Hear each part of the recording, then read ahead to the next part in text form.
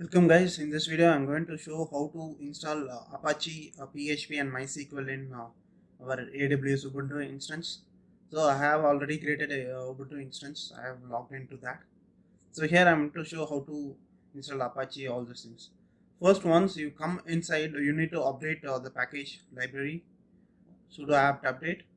Once everything is in updated condition, you can start installing Apache.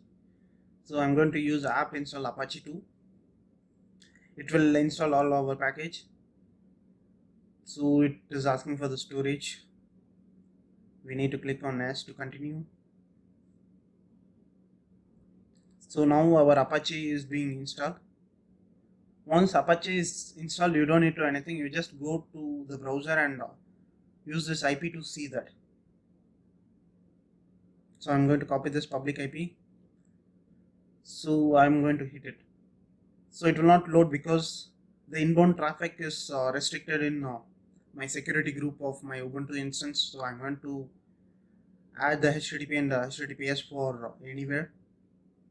That means anyone can access port 80 and 443 in this Ubuntu instance. So let me choose HTTP and choose anywhere. So you need to do this in order to open up the traffic for the users. So here also for HTTPS I'm going to use anywhere and I'm going to save it.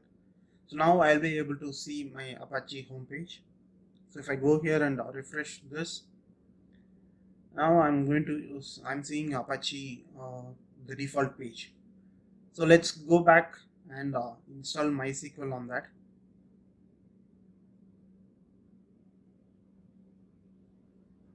So here I'm going to now install MySQL server, which is responsible for hosting our MySQL database.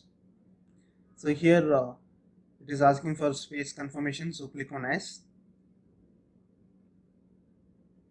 So our MySQL server is being installed. So once it is installed, it will ask a series of questions, whether to retain root user, login from remove root, all those informations. So according to your choice, you can actually set all the settings. So you're going to see what I'm going to set it for this demo. Now let's wait until the server is installed.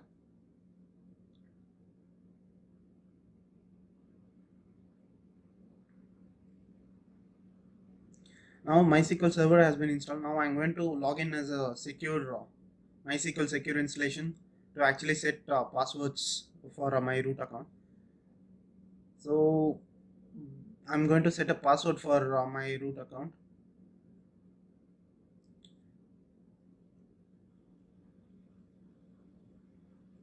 So you can set a strong password for your root account. Don't have a normal password.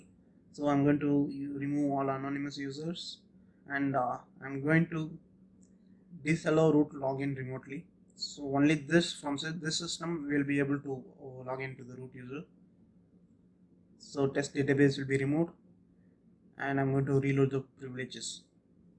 Now let's log into the MySQL console. So let's see the users. So you are seeing a root user which has a plugin auth socket. That means you will not be able to log in using a password. So for this I'm going to set password for my root user using a command. So if you do this command, you will be able to see that auth socket change to MySQL native password. So I'm going to click on fresh privileges and I'm going to reload the table. So now you are seeing for root user I'll be able to log in using a password. So this will be useful when we were using PHP admin to log into our databases. So let's exit from that and install PHP. This requires PHP package and MySQL library and of course mod PHP. Once this is installed, we will go to our Apache config file and set PHP as our preference. Change the PHP to our first preference. So whenever we end up in a directory, it will first execute the PHP index file instead of index.html file. For this, I'm going to go to the directory config of Apache.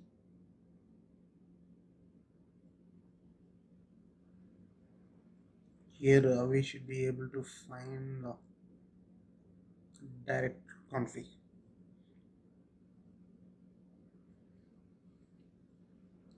So we are going to move index.php to the front. So whenever user go to our website, the index.php will be executed instead of index.html. So we gave PHP the first preference. So once this is done, I'm going to create a new index.php file. Before that, you need to restart the Apache to make this config work. So I'm going to use systemctl restart Apache 2. Once it is restarted, I'm going to create a new index.php file. I'm just for now I'm going to print PHP info.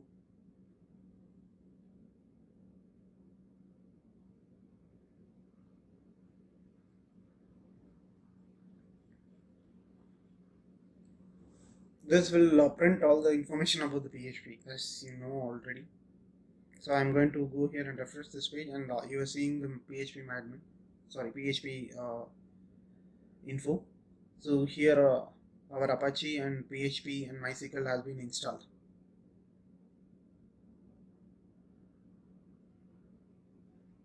So you can check all the configurations. Thanks for watching the video. Please subscribe for more videos like this.